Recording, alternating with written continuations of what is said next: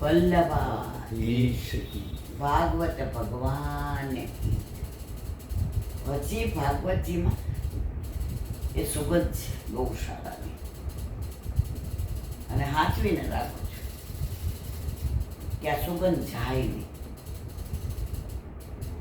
જે વૈષ્ણવ ન હોય એને ગંધ મારે, આપણને સુગંધ આવતી નહીં. આરત એ જ કહેતો હતો કે બા ત્યાં એટલી પોઝિટિવ ઉર્જા કે ઘરે આવીને તો મને એમ કે હોમવર્ક કરી લો, ને તમે બધા ખીજાવ તો મને કરવું નહોતું મળતું.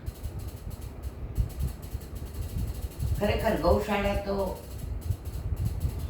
અહીંયા તો નહીં ભૂલાય, પણ ત્યાં યાદ આવશે. અને આ નિર્દોષ ગાયો અને ભાગવત પરિવારે આપણને જે સાંચવા, પિયરમાં જેમ દીકરીને સાંચવે એમ આપણને બધાને સાંચવે. નહીંતર સંસ્થામાં કેવું હોય, આનો આટલો ભાવ, આનો એ લોકોનો ભાવ જ હતો પ્રેમ ભાવ. જે કંઈ હા થઈ જશે લઈ જાઓ, વાંધો નહીં. મેં ખરેખર આવી સંસ્થા નથી જોઈ. પાછું કે તમારે કાંઈ પણ સત્સંગ કરવો હોય, કાંઈ ઉત્સવ કરવો હોય, મનોરથ કરવો હોય તો તમારે અમને નહીં પૂછવાનું. આ બધું તમારું જ છે. આ ભૂમિ જે છે આ ભાગવત પરિવાર છે, તો તમે અમારા પરિવારના સભ્યો. આ અઘરું છે, બોલવું બહુ સહેલું છે. ખરેખર આપણે બધા બહુ જ નસીબદાર. અને કેવી વિશાળ જગ્યા, 250 માણસો, 300, 400, પણ જરાય ગીર્દી ન થાય. ઓલા મર્સિડીઝના થાર ગાડીવાળા ગમાણમાં બેસતા હતા, ખુરશીઓ ઓછી પડી, બધા ગમાણમાં બેસી ગયા.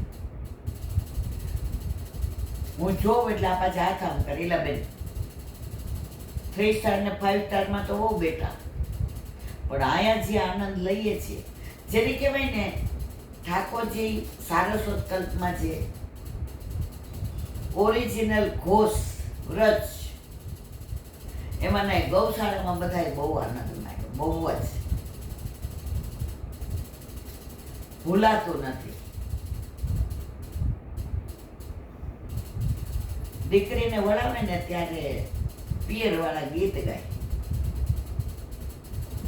નવા જમાઈ તમે સાંભળો ને મારી બેની છે નાને રૂબાળ રે, સ્નેહથી સાચવજો, પાણી માગે તો દૂધ આપજો ને એના જાજેરા કરજો જતન રે, સ્નેહથી સાચવજો. આ 1 મહિનો એવી રીતે સાચવા. અત્યારે કળિયુગમાં પિયરમાં મા બાપ ન હોય ને, 4 દી તો માંડ ખંચાઈએ ભાઈ ભાભીને. પછી વર્તણુક પછી ખબર પડી જાય કે હવે આપણે ઘરે જવાનું છે. અને અહીંયા મહિના પછી ભાગવત ઋષિ એવું બોલ્યા, અમે તમને આવજો કેવા નથી આવ્યા, બાંધવા આવ્યા છીએ. કે રસરાજ પ્રભુ તમારી રાહ જુએ છે, અમારું ગોવર્ધન ચોક રાહ જુએ છે. એમ તમારે વયું ન જોવાય હો.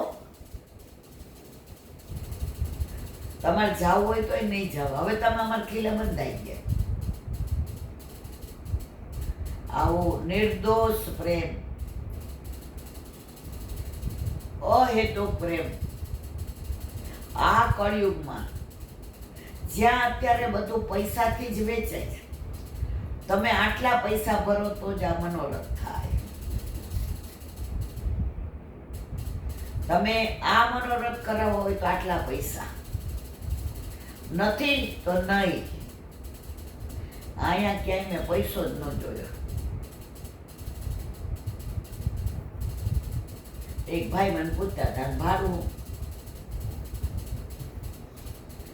મેં કીધું આ ભાગવત પરિવાર એવું કીધું, અમારી ગાયો સાંભળે અને જે દૂધ વધુ આપે ને મીઠાશ વધે ને એ ભાડું. મને કે બેન અહીંયા આવીને ત્યારે કળયુગને ભૂલી જાય છે. ઘરમાં એટલી વ્યથાઓ હોય ને, પણ આ કથામાં આવીને ઓલું બધું એટલી બધી પોઝિટિવ ઉર્જા લઈને આવ્યા. અને છેલ્લે અનંત કૃષ્ણ શાસ્ત્રીજીએ જે કહ્યું કે દક્ષિણામાં મને એક વાક્ય આપો કે કોઈનું સારું ના થાય તો નહીં કરવું, પણ ખરાબ તો નહીં જ કરવું. આજે 15, 16, 17, 18, 19 કાંઈ પણ કાંઈ એવું થાય ત્યારે એમ થાય કે સાચું કહી દઈ કામ હતું. તરત મન કે ના સાચું કહેશું તો સામે માણસનું ખરાબ થશે, ચૂપ રહેવાનું. તો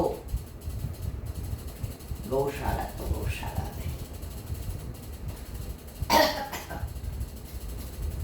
પોતના મોક્ષ અને પરીક્ષિતની જિજ્ઞાસા. ગાઢમ કરાભ્યાનામ ભગવાન પ્રપિત્યત પ્રાણે સમ રોષમ સમન્વિત પીબત. ભગવાન એક હાથથી પકડીને દૂધ પી શકતા હતા, પણ તેમણે માસીને 2 હાથે પકડી, કારણ કે પોતાના પાસે તેનો ઉદ્ધાર કરવાનું બીજું કોઈ સાધન નથી. આવી રાક્ષસીનો ઉદ્ધાર પ્રભુ સિવાય કોણ કરે?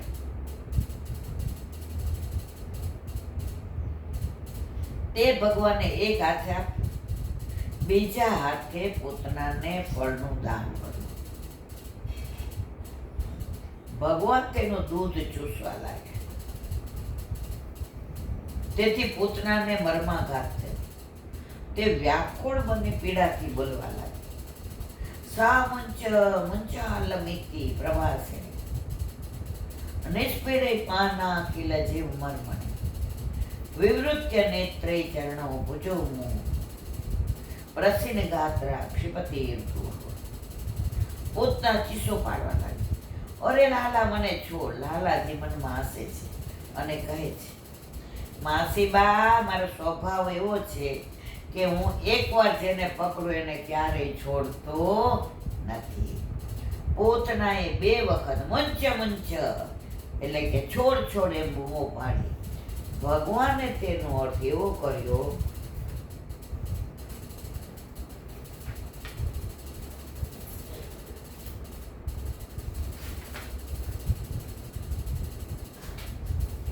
કે મહારાજ મને આલોક અને પરલોકના બંધનમાંથી છોડાવો.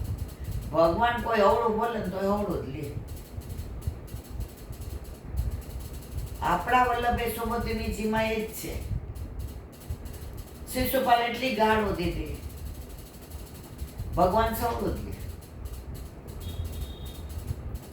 આ કે 2 વાર કે છોડો છોડો, ભગવાન કે હા તને આલોક ને પરલોક બધાયમાં છોડાવો, તને મોક્ષ આપો. આવો દયાળુ પ્રભુ ક્યાંય ના હોય મારા વાલા. ભગવાન કહી રહ્યા છે એ મને બંને બંધનમાં તને છોડે છે, પણ મારી પાસેથી હવે તું છૂટી નહીં શકે. એકવાર બ્રહ્મ સંબંધ લીધું ને પછી તમારી ત્રેવડ નથી કે તમે હા કોઈને 1 દિવસમાં ફલિત થાય, કોઈને 1 વર્ષે, 3 વર્ષે, 3 જન્મે. એક બેન ગુરુદેવ પાસે ગયા. એ કે અમાર પેઢીથી બધા વૈષ્ણવ. મારા દીકરાને બ્રહ્મ સંબંધ થાય. એ કે પોતે મારીને ગાળો દે છે. શ્રીનાથજી જઈએ તો એકલો ભાઈબંધની ઘેર પણ આવે નહીં. વ્રજમાં જઈએ તો કે આ બધા જે જાણ શું કામ. એ કે એના સંચિત કર્મો લઈને આવ્યો હોય ને પૂર્વજન્મ, એ જ્યાં સુધી પૂરા ન થાય ત્યાં સુધી નહીં આવે. એ કે કટે નથી પહેરતો.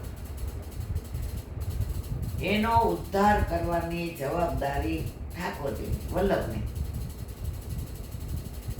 એને ધમપછાડા કરી લેવા દો, છેવટે ક્યાં જશે? અહીંયા જવાનું. એને ખીલે બાંધી દીધો.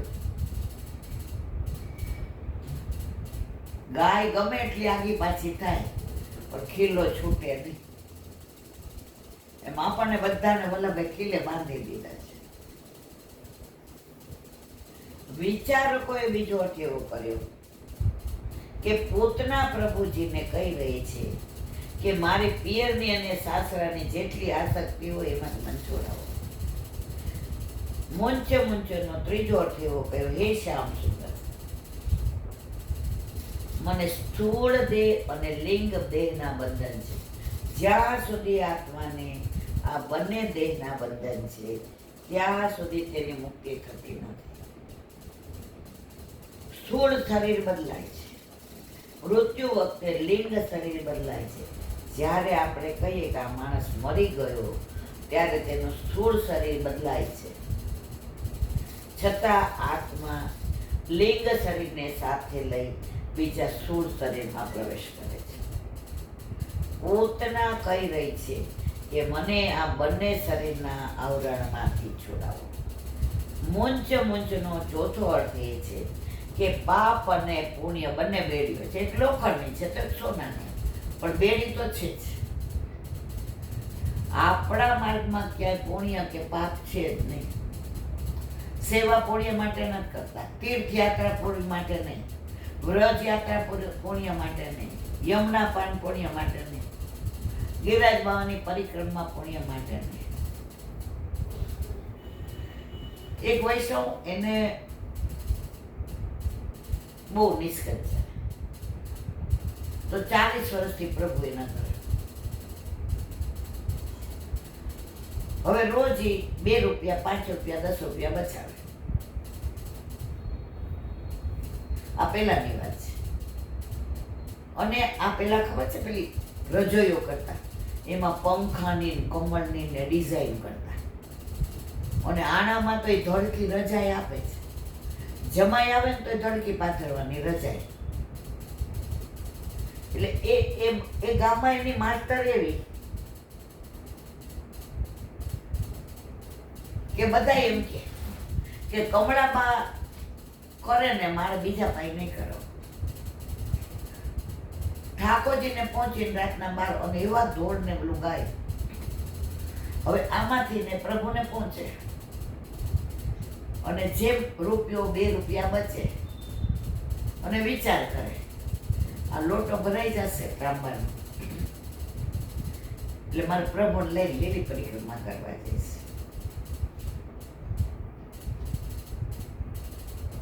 હવે એને એટલા પૈસા તો થયા નહોતા. હવે બાજુ થોડા દૂર ગામથી ને બધા 15, 20, 25 વૈષ્ણવ જતા હતા લીલી પરિક્રમા. એટલા ગામમાં કેવડાયું કે અમે રાત વાસવાઈ કરી.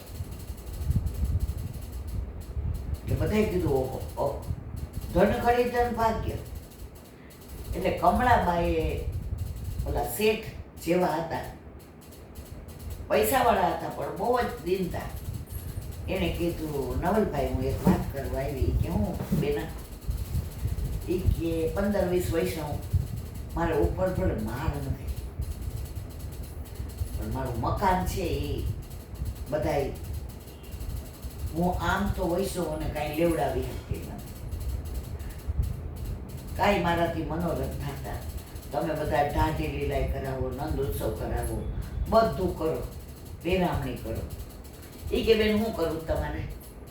એ કે વૈષ્ણવ ઉતારો માર કરે. બેન તમે કયો એમ અમારે કરવાનું, અમે કયો એમ તમારે નહીં કરવાનું.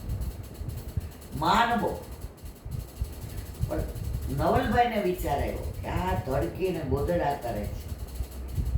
હવે એના ઘરમાં 15, 20 વૈષ્ણવ હાંજે આવે એટલે હાંજનું વાળું ઠાકોરજીને ધરાવે, સવારે કલેવું ચા પાણી, અને પછી બધા ચાલતા. એ લોકો ચાલતા ચાલતા. હવે માનો કે પ્રસાદ લે આટલું બધું. હવે કમળાબા સોમાની કોઈનો રૂપિયો ન લે. એને હા પાડી એટલે કમળાબા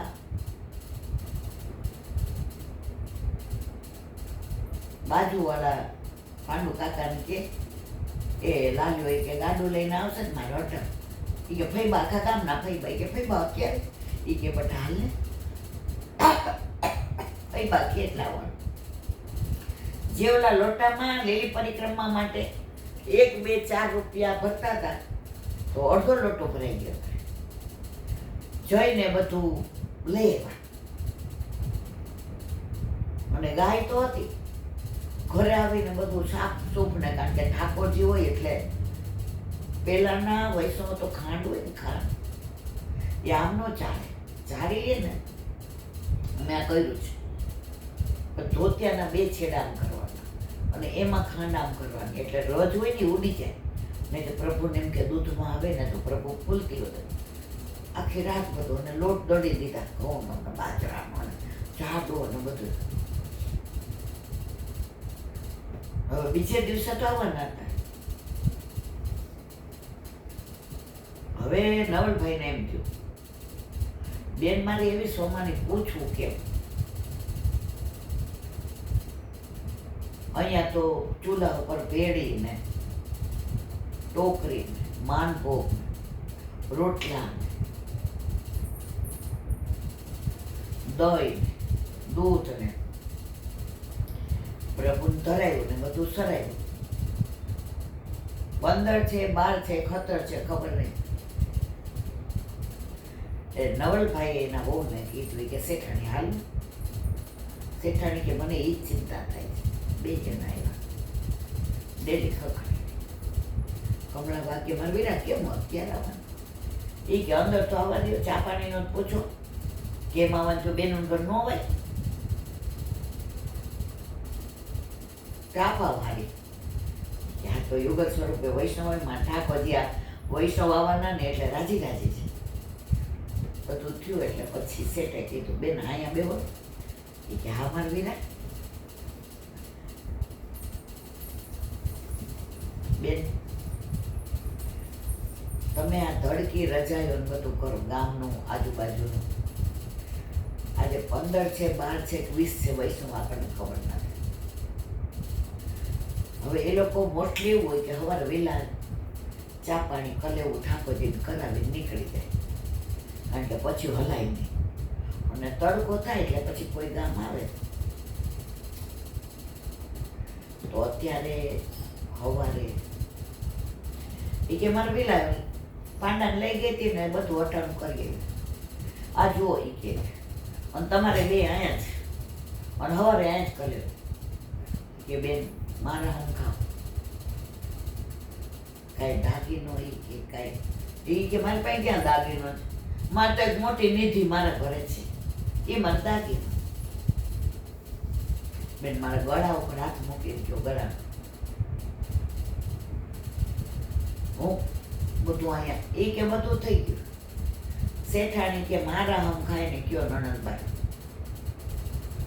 એ કે લો ભાભી હવે તમે ગામમાં કોઈને કહેતા કે તમે મારા માં જઈને માં નથી તમે એ કે આ પેલા મારે લીલી પરિક્રમામાં જવું હતું ને તો 1-1 રૂપિયો નાખી દે કે ભેગા થશે ને માં ઠાકોરજીને પધરાવીને વ્રજમાં જાય છે લીલી પરિક્રમા હવે આ બધા લીલી પરિક્રમામાં જાય છે માનો કા લીલા પહોંચી ગઈ ન પહોંચી આ જાય છે આજે મારા ઘરે રે અને કણકો લે ને અહીંયા બધું એટલું થાય અને આ બધું મારું ઘર પવિત્ર થઈ જાય હું ન જોઈ શકું ને તોય મને અફસોસ ન રહે એટલે એ પૈસા મેં આમાં લીધા શેઠે પગ પકડી લીધા બેના મારા વીરા હું મોટી ખરી માં જગ્યાએ પણ તમારા જેવા ભાઈઓ આ ગામમાં રહે છે ને વૈષ્ણવ એટલે બધાના ઘરે ઠાકોરજી પ્રસન્નતાથી બિરાજે હવે ઘરે જઈને આવો બધા વૈષ્ણવ આવે વાળું કરવા મારી ભાભી પીરસે એ કે કાઠિયાવાડીમાં એક ગીત છે લગનનું કે જાનરમાં તેડાવો રે મારી એ કે રસોડે કામ કરશે મારી ભાભી અને પીરસશે મારી મા જણી એટલે હું તો પીરસીશ મારી ભાભી અંદર રોટલા કરશે આંખમાંથી આંસુની ધારા જે બેન તમારા અને અમારા સંબંધ તો નિકુંજના ભાઈ બહેનના છે. ઈ કે બેન હવે એક મનોરથ કરીએ, મારા વીરા કરો ને. એ કે આજે રાસ ગરબાની કીચ મચાવીએ અને બધાને કઢેલા દૂધ. પણ હવે કાંઈ બોલો મારા ગળા ન હમ. એ દૂધ ન્યા થશે હોય. એ કે વિરાટ ઘરે જ હોય ને, ચોગાન તમારું મોટું છે. એ કે ના, અહીંયા બહાર તમારા ઘરે છે, પણ દૂધ તો કઢેલા ત્યાંથી જ આવશે. એ તો મારો વિરોધ કરે ને. મારા ઘરે મહેમાન આવે તો મારો વિરોધ કરે ને. અને જે આખી રાત રમઝટ બોલાવી રાસની, કૃષ્ણ રાસ રમે છે કુંજન વનમાં. આ બધી પ્રસંગો ને વાતો એવી છે. હવે બધા એમ કે ઈલાબેન તમારે, પણ ઘણી વાર માં તો એક ફકરો વાંચતા જ મહિનો થઈ જાય મારા વાલા. આ બધું સત્સંગ જ છે. લીલી પરિક્રમા મારી થઈ ગઈ પછી તો એ ગયા ખરા. ઠાકોરજી એવી કૃપા કરી કે એનો મેળે પડી ગયો. પણ આ જે એને એક જ વાક્ય કીધું કે આ લીલી પરિક્રમા વાળા મારા ઘરે આવ્યા ને એની કહાનીથી ને મને વ્રજ મળ્યું. અને પ્રભુ કૃપાથી પછી ત્યાં વ્રજમાં લીલા પહોંચી ગયા. બોલો વલ્લા, એક વકરો નો વંચાનો. આ તો એવું છે ભાઈ બધું. સત્સંગ વસ્તુ એવી છે ને, એમાં અહીંયા બેસો એટલે વલ્લભને કહું, મારે વલ્લભ ખાલી ચણો વાગે ઘણો, સાવ ખાલી કોરી પાટી. વલ્લભ કે તારે ક્યાં બોલું છું, હું છું ને.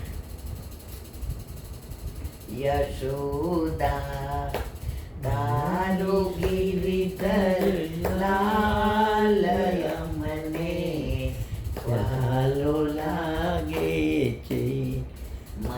આજે અવાજ ખબર ને અઠવાડિયાથી આવ બેસી ગયા. મૈયા તારો નટવર લાલય મને વાલો લાગે છે. જળ જમુના તિલકના પેલા ઈ નહીં આવે. વૃંદાવનની વાટે જાતા સામ મળ્યો છે સાંભળો.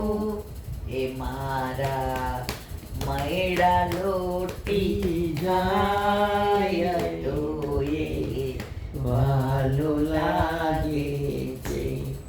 યશોદા તારો ગિરિધર લાલય મને વાલો લાગે છે.